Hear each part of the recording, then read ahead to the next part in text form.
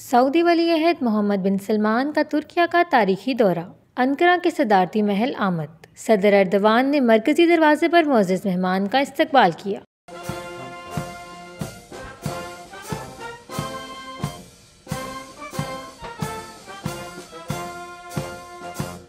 دونوں ملکوں کے قومی ترانے بجائے گئے۔ سلامی کے چبوترے پر محمد بن سلمان کو سلامی دی گئی۔ گارڈ آف آنر بھی پیش کیا گیا۔ صدر ایردوان نے سعودی ولی عہد سے اپنی کابینہ کا تعارف کروایا۔ دونوں رہنماؤں کے درمیان 1 to 1 ملاقات 3 گھنٹے تک جاری رہی۔ سعودی عرب اور ترکیہ نے وسیع تر مفاد میں دفاعی تعاون بڑھانے کا فیصلہ کیا۔ تجارتی تعلقات، عسکری تعاون، سرمایہ کاری اور ثقافتی شعبے میں ایک دوسرے کے تجربات سے فائدہ اٹھانے کے عزم کا اظہار۔ محمد بن سلمان نے 2030 ایکسپو کی میزبانی سعودی عرب کو دینے کی حمایت پر صدر ایردوان کا خصوصی طور پر شکریہ ادا کیا۔ سعودی عرب اور ترکیہ کی ہائی لیول کوارڈینیشن کونسل کو مؤثر بنانے اور باہمی تعاون بڑھانے پر اتفاق کیا گیا۔ دونوں ملکوں نے آئل ریفائنری، پیٹروکیمیکل، بجلی، ہائیڈرو کاربن کے وسائل اور دیگر شعبوں میں مشترکہ سرمایہ کاری پر آمدگی ظاہر کی۔ ترکیہ نے سعودی عرب کے گرین انیشیٹو منصوبے کی حمایت کی اور کہا کہ اس سے مشرق وسطیٰ میں ماحولیاتی تبدیلی کے بحران پر قابو پانے میں مدد ملے گی۔ سعودی ولی عہد اور صدر ایردوان نے مصنوعی ذہانت، ڈیجیٹل ٹیکنالوجی اور اسمارٹ سٹیز میں سرمایہ کاری، نئی کمپنیاں قائم کرنے اور پرائیویٹ سیکٹر کو ان منصوبوں میں شامل کرنے کا فیصلہ کیا۔ صدر ایردوان نے سعودی سرمایہ کاروں کو ترکیہ میں سرمایہ کاری کی دعوت دی۔ سائنسی تحقیق میں ایک دوسرے کے ساتھ تعاون کرنے پر اتفاق بھی کیا گیا۔ سعودی عرب اور ترکیہ کا دفاعی تعاون کے شعبوں میں طے شدہ معاہدوں کو مؤثر بنانے اور انہیں جدید خطوط پر استوار کر کے مضبوط بنانے کے عزم کا اظہار۔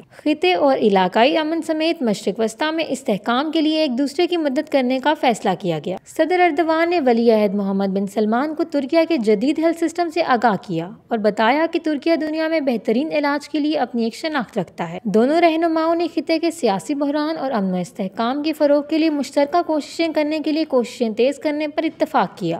سعودی عرب اور ترکیہ نے کہا کہ کوئی بھی ملک دوسرے ملک کے خود مختاری کو ضد نہیں پہنچائے گا۔ خطے کے ممالک کو ایسے ہر کام سے بچانے کی کوشش کی جائے گی جس میں کشیدگی کو ہوا ملے، امن و استحکام کو فروغ دیا جائے۔ اسلامی تعاون تنظیم OIC اور اقوام متحدہ سمیت اہم بین الاقوامی اور علاقائی تنظیموں کے دائرے میں تعاون و یکجہتی بڑھانے سے بھی اتفاق کیا گیا۔ دونوں رہنماؤں نے عوام اور خطے کے مستقبل کی خاطر تاریخی اخوت کی بنیاد پر تعاون جاری رکھنے کے عزم کا اظہار کیا۔ سعودی ولی عہد محمد بن سلمان اپنا دورہ ترکیہ مکمل کر کے وطن واپس روانہ ہو گئے۔